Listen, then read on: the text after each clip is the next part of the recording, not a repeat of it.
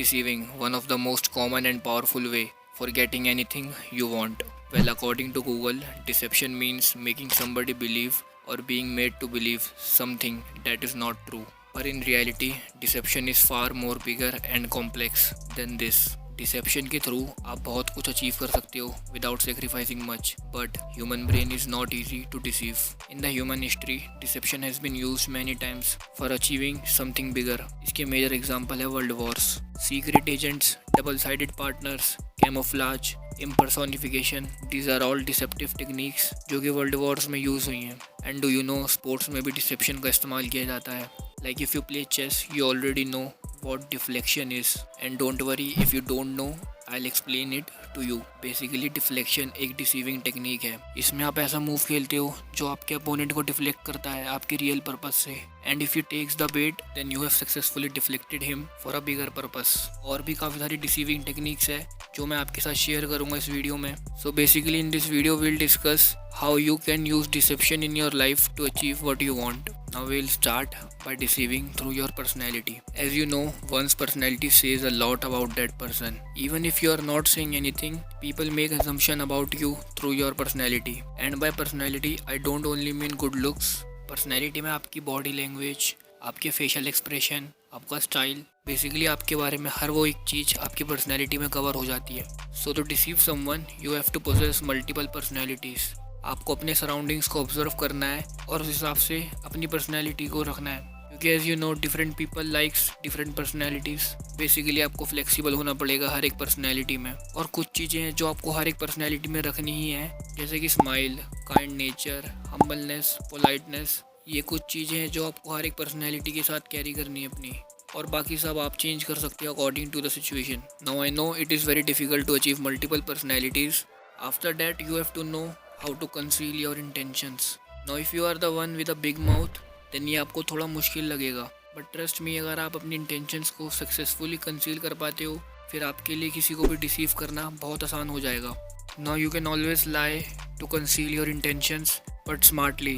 Don't make it obvious that you are lying. और आप misdirect भी कर सकते हो, like deflection. You have to show something, but your true intentions are something else. And yes, do not let your emotions get in the way. Now after concealing your intentions, you have to let people think that they have control on you.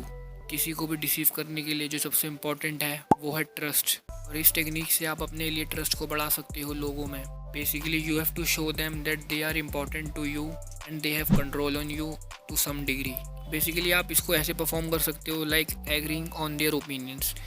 जो भी उनके opinions है किसी भी चीज़ को लेकर, आप उन पर एग्री कर सकते हो. Even if you don't mean, but still उन्हें ऐसा लगना चाहिए कि आप उनकी रिस्पेक्ट करते हो और आप उनको अंडरस्टैंड करते हो, जिससे obviously they trust you more and more. And you have to know one more thing कि आपको किसी से भी इमोशनली अटैच नहीं होना, because if you do get emotionally attached with someone, then आपको किसी को डिसीव करने में बहुत मुश्किल ही होगी. Now after that the next technique is tell them what they wanted to hear, not what you wanted to say.